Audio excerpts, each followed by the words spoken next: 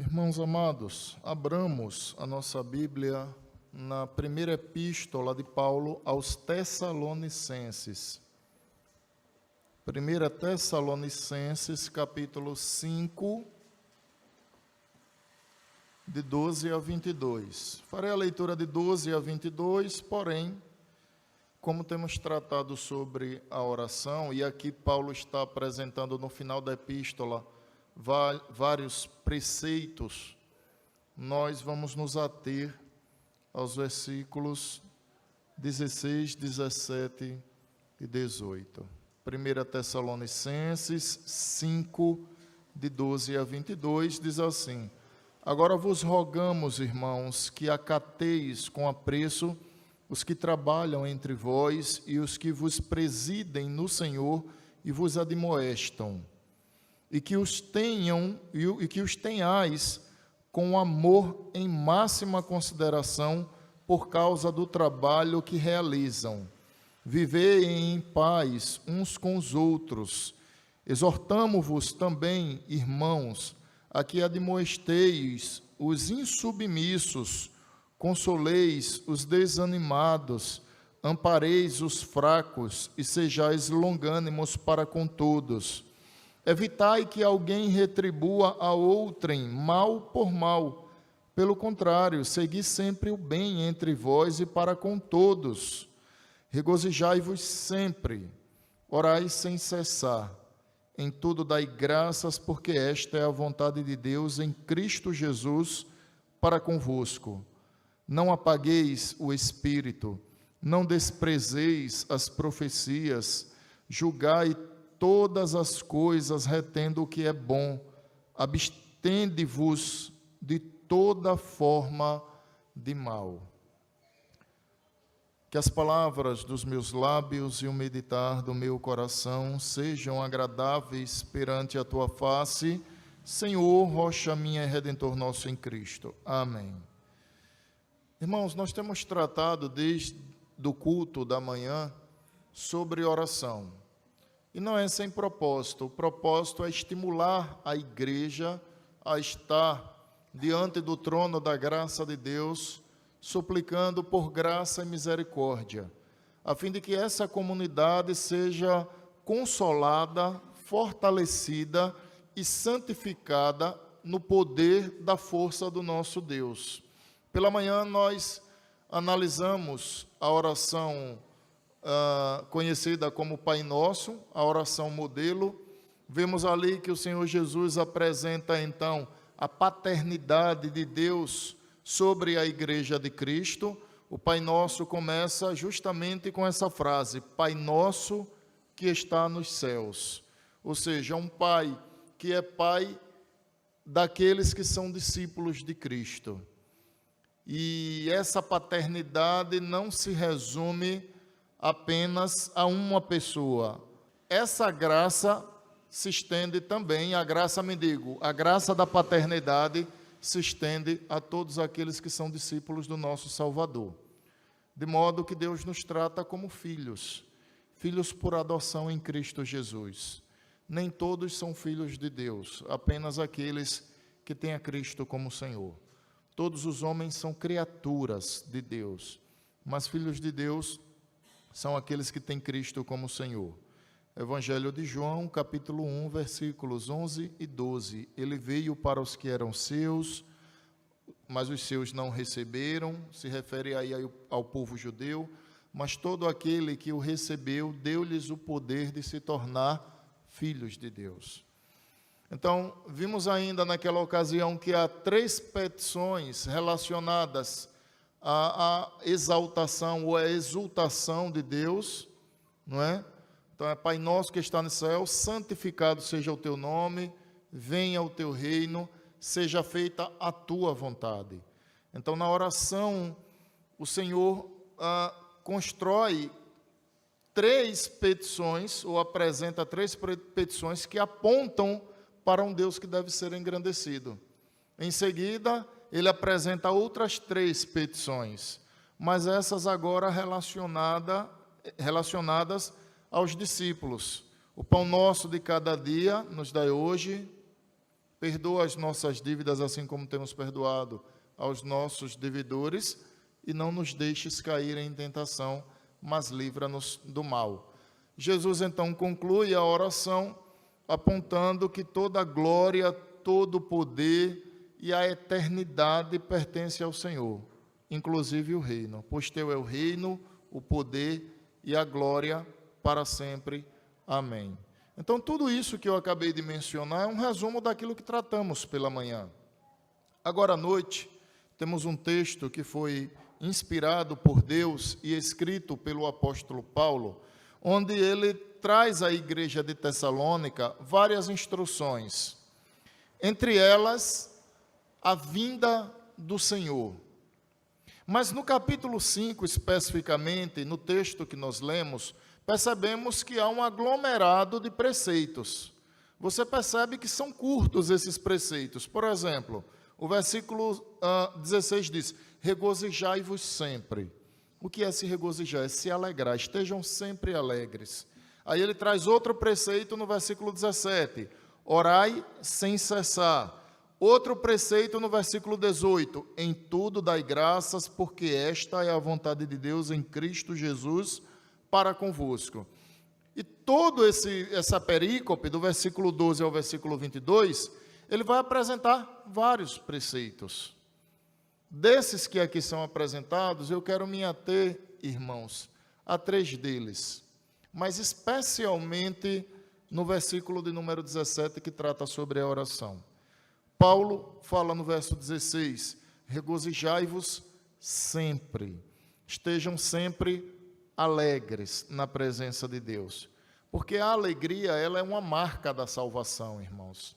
A carta de Filipenses é conhecida como a carta da alegria, a epístola da alegria, porque são recorrentes as vezes que Paulo diz: alegrai-vos no Senhor.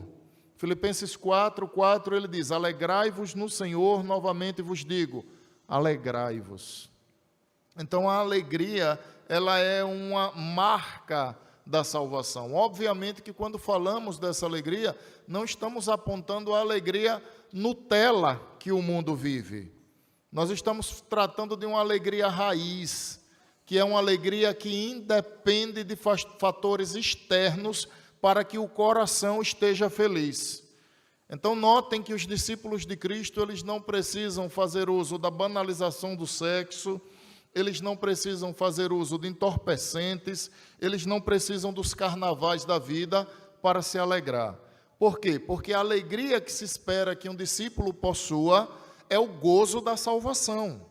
Então, quem chega ao pleno conhecimento da redenção que está em Cristo Jesus, por natureza, eu digo, de modo natural, o coração dessa pessoa deve estar alegre, e isso deve depender dos fatores externos. Ora, hoje está chovendo ou estiado? Porque a minha alegria vai depender do tempo. Ora, será que amanhã eu recebo o salário ou não? Porque minha alegria vai depender da minha condição socioeconômica. Ora, será que em casa estão todos saudáveis ou não? Porque a minha alegria depende da saúde daqueles que me cercam. Então, observem que a alegria dos filhos de Deus, ela jorra de dentro para fora. Ela é uma alegria que nasce em decorrência da redenção em Cristo. O fato de termos a garantia da vida eterna é o que deve encher o nosso coração de gozo, encher o nosso coração de regozijo, de alegria. E Paulo está trazendo então esse preceito. Paulo está dizendo: olha, se alegrem sempre, estejam sempre alegres, porque a alegria, de fato, é uma marca da salvação. No verso de número 17, irmãos, que é o que eu quero dedicar mais tempo, ele diz assim: orai sem cessar. Nós temos 3 palavras e 3 lições desse versículo, que estão ligados diretamente à oração. A primeira delas é que a oração é um mandamento, a oração não é uma faculdade. Você vai observar que o verbo orar, ele está no imperativo, o que indica ordem, indica um mandamento. Orai sem cessar. Então, o que Paulo está apresentando como preceito aos Tessalonicenses não é uma faculdade. O que é uma faculdade? O que é algo facultativo? O que eu escolho se sim ou se não. Por exemplo, me é facultado escolher entre água e refrigerante. Então, eu vou escolher entre um e outro. Isso é uma faculdade, é algo que lhe é facultado. Mas quando alguém, de repente, em um atendimento médico, diz, olha, nós precisamos te aplicar esse medicamento. Aí nós já não estamos tratando de uma faculdade, nós estamos tratando de algo que lhe é necessário. Perceberam? Por exemplo, é facultativo se nós alimentamos no nosso corpo para mantê-lo saudável. Você pode dizer até facultativo a escolha do alimento, tudo bem. Mas observem que há a necessidade da alimentação para que você se mantenha saudável.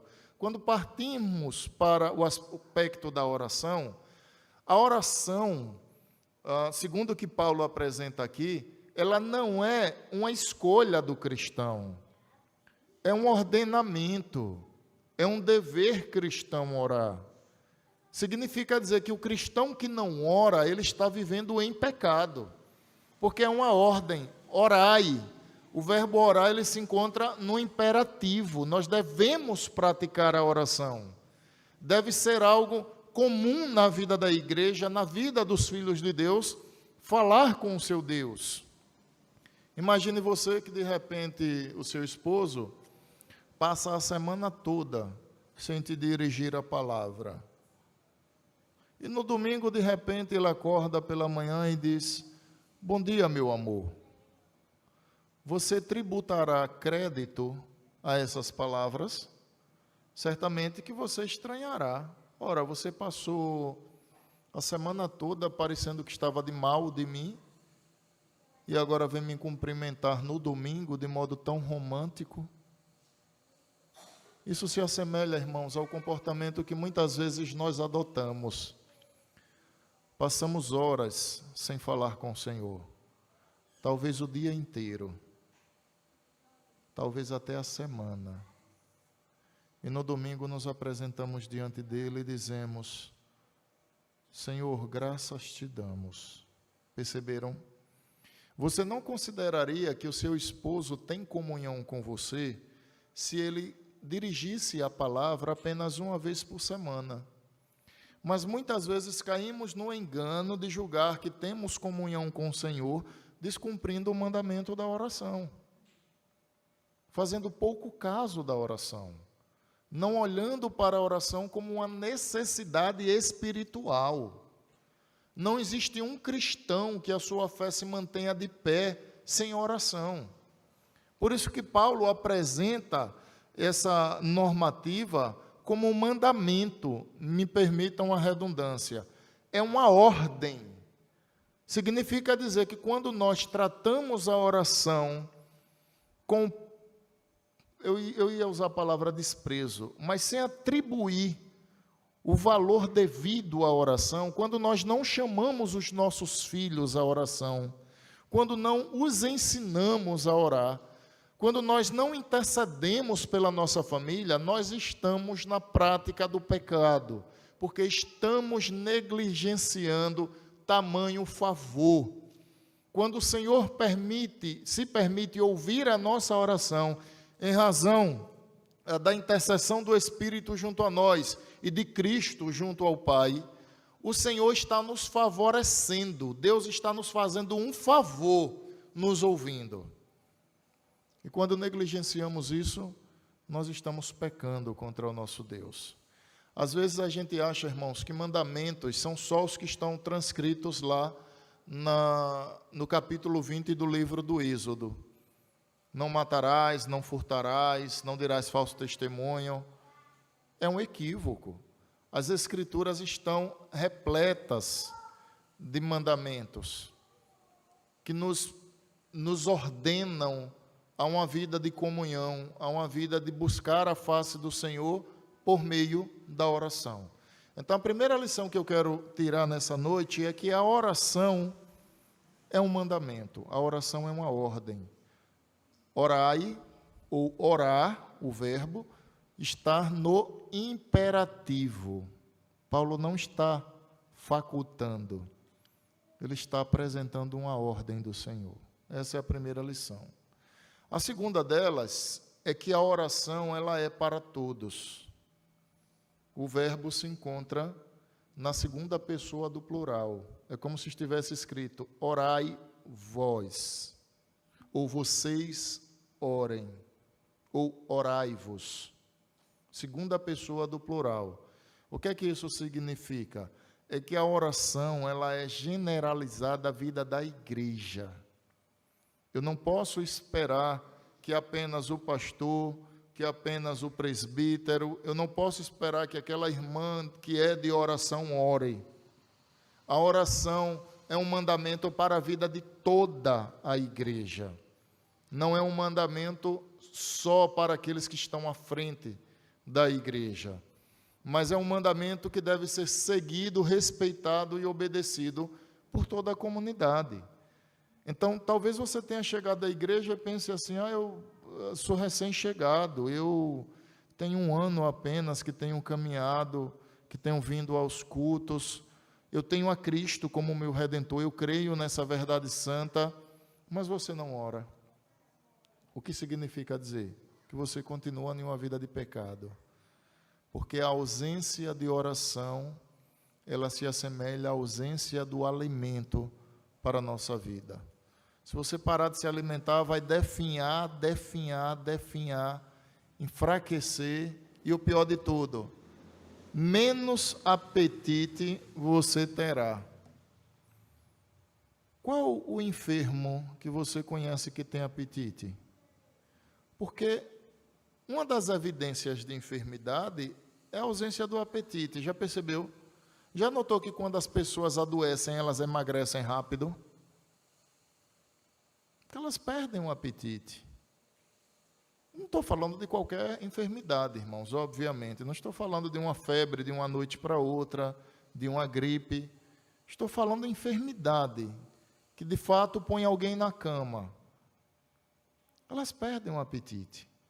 Elas comem praticamente que a pulso. E às vezes a própria medicina, entendendo que aquela pessoa precisa de nutrientes, a alimenta pelo soro, medicação. Quando não via oral, eles viabilizam outra forma, porque a ausência do apetite é um dos sintomas da enfermidade. Do ponto de vista espiritual, isso também se reflete em nossa vida muitas vezes. Quando nós não desejamos orar, o que é que devemos fazer? Nós devemos orar. Porque você nunca desejará orar sem orar. Quanto mais oramos, mais necessidade de orar nós temos. Quanto menos oramos, mais nos iludimos achando que a oração ela é dispensável à nossa vida. Se você considerar que igreja é gente, é o povo de Deus reunido, porque você sozinho não é igreja, você faz parte da igreja, mas você sozinho não é igreja. Você é um membro da igreja, mas não igreja em sua totalidade.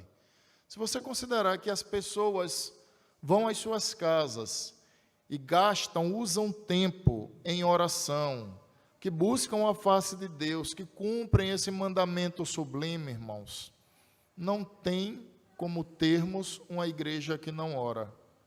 As pessoas aprendem a orar orando. As pessoas se aproximam do trono da graça de Deus, elas se tornam mais próximas do Senhor orando. Jesus, que é 100% homem, 100% Deus, sempre quando foi tomar grandes decisões na sua vida, ele passava horas orando. Quando ele foi escolher os 12 discípulos, o que ele fez? Passou a noite orando, para que no dia ele chamasse um por um. Detalhe fundamental dessa informação: Jesus sabia quem eram os 12. Nós estamos tratando do Senhor que sabia o nome de cada um dos 12 que chamaria. E ele passou a noite orando.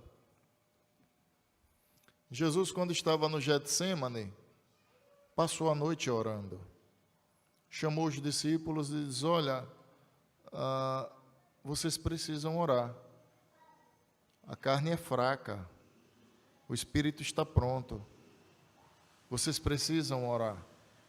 E eles cochilavam de tão cansados que estavam, enquanto o Senhor, por sua vez, se afastava, orava, retornava e por 3 vezes flagrou seus discípulos dormindo, exaustos, quando eles estavam à beira de ser tentados.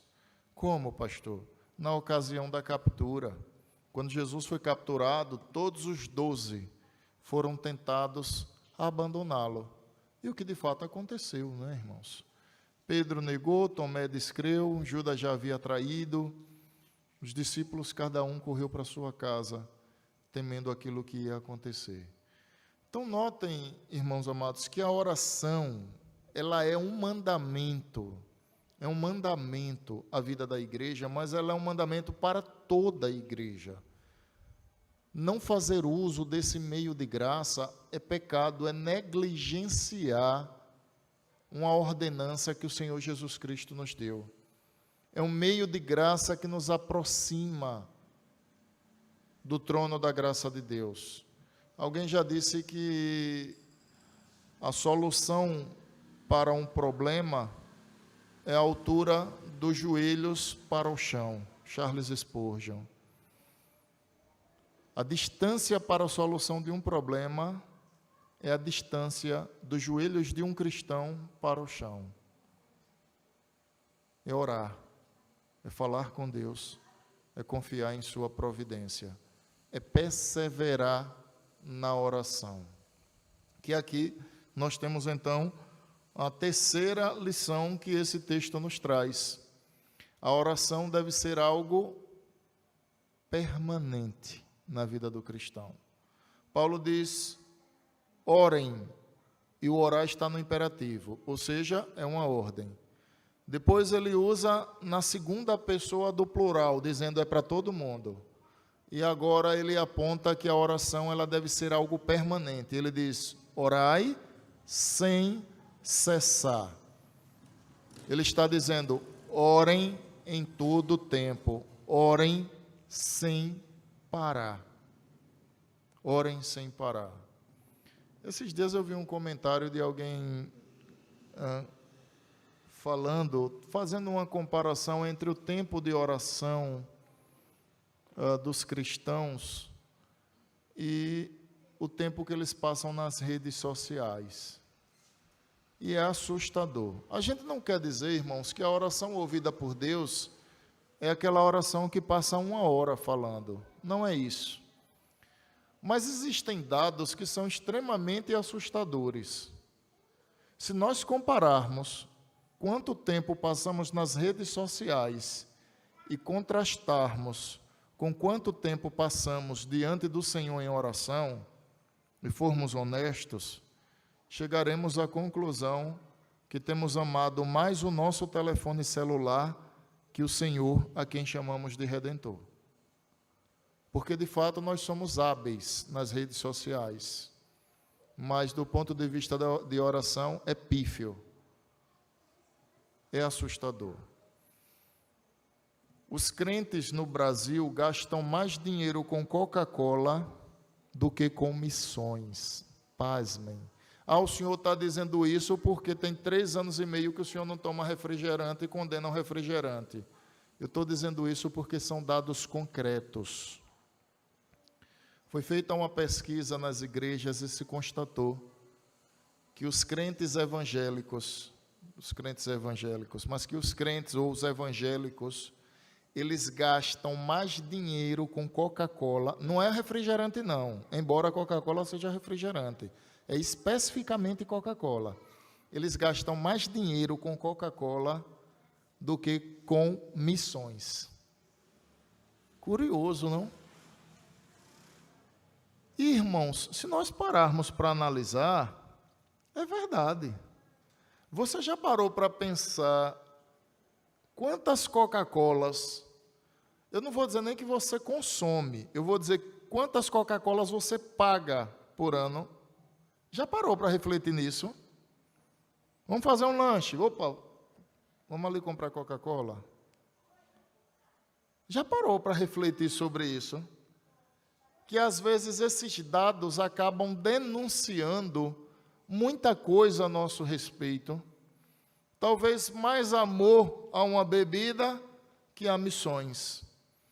Talvez mais amor às redes sociais que ao Senhor da nossa vida. São dados concretos, eu não estou tratando aqui de opiniões pessoais. Nós estamos tratando de estatística, de algo que é concreto, tá bom? Então, a terceira lição que Paulo apresenta é que a oração ela deve ser permanente. Quando o cristão ele tem o hábito de orar, quando é algo que faz parte da sua vida, ele não olha a oração como algo longe dele. Ele consegue parar e orar em nome do Senhor Jesus. Ele consegue parar e buscar a face do Senhor em oração. Ele não consegue fazer refeições sem oração, ele não consegue levantar da cama sem orar, e ele não consegue se deitar sem orar. Um cristão que está habituado à oração, a falar com Deus por meio dessa graça, continuamente, constantemente, ele está na presença de Deus por meio desse santo favor. Há 3 lições aqui. Oração é um mandamento, a oração é para todos e a oração deve ser algo permanente. Não busque a Deus só quando você está em apuros. Não lembre de dobrar os seus joelhos apenas quando as dificuldades batem à sua porta. Não faça isso, porque essa é uma demonstração de amor utilitarista. O que é o amor utilitarista? É que eu busco o auxílio de alguém só quando eu preciso. Eu só lembro de Deus quando eu preciso dele. E eu ponho entre aspas porque a gente precisa do Senhor em todo o tempo. Perceberam? É algo permanente. Isso nos faz lembrar, irmãos, a parábola do juiz iníquo, da viúva pobre e do juiz iníquo, que inclusive foi pregada recentemente. Deve ter menos de 3 meses que eu preguei essa parábola aqui. Quando eu lembrava aos irmãos que os tribunais eram itinerantes. Então, os juízes, eles resolviam o horário do início das sessões e do final. Só que as mulheres não tinham acesso aos juízes. Então, elas precisavam de alguém para advogar sua causa, que comumente era o marido. Mas se era uma mulher viúva pobre, quem iria advogar sua causa? Não tinha quem advogasse. Então, o que é que aquela mulher fazia? Ela ficava rodeando aquela tenda e dizendo ao juiz: meritíssimo, julga a minha causa contra o meu adversário. Até que o juiz disse: olha, é bem verdade que eu não temo a ninguém, mas eu vou julgar a causa dessa mulher porque ela está me deixando de olho roxo. Ela está me deixando sem dormir. E ele julgou a causa daquela mulher por quê? Por conta da sua perseverança. Ou seja, era permanente, era constante, era o tempo todo ela perseverando para que aquele juiz iníquo julgasse a sua causa. A oração é algo permanente, que deve acontecer o tempo todo na vida do cristão. Se você tomar como parâmetro o culto, a liturgia, a gente faz uma oração invocatória, uma oração de exaltação, uma de contrição, uma de ações de graças, uma oração antes da ministração da palavra, uma oração depois da ministração da palavra, que é a oração final. Em aproximadamente 90 minutos, nós fazemos 6 orações no culto. Imagine se essa fosse uma prática em nossa vida. O quão não estaríamos mais próximos do Senhor. Então, irmãos, que essa verdade alcance o nosso coração. E aí, para finalizar, o apóstolo Paulo diz no versículo 18, em tudo dai graças, em tudo vocês sejam agradecidos. E por que nós devemos ser agradecidos em tudo? Ele dá a razão. Porque esta é a vontade de Deus em Cristo Jesus para convosco. Essa é a razão que nós devemos ser agradecidos por tudo. A oração é um mandamento, a oração é para todos e a oração é em todo o tempo. Talvez você não lembre de tudo o que foi dito nessa noite, mas se você lembrar, se você levar essa lição, que a oração é um mandamento, a oração é para todos e a oração é em todo o tempo, certamente que isso surtirá um efeito significativo na sua vida. E teremos corações gratos diante do Senhor. Por quê? Porque essa é a vontade de Deus para as nossas vidas em Cristo Jesus. Amém?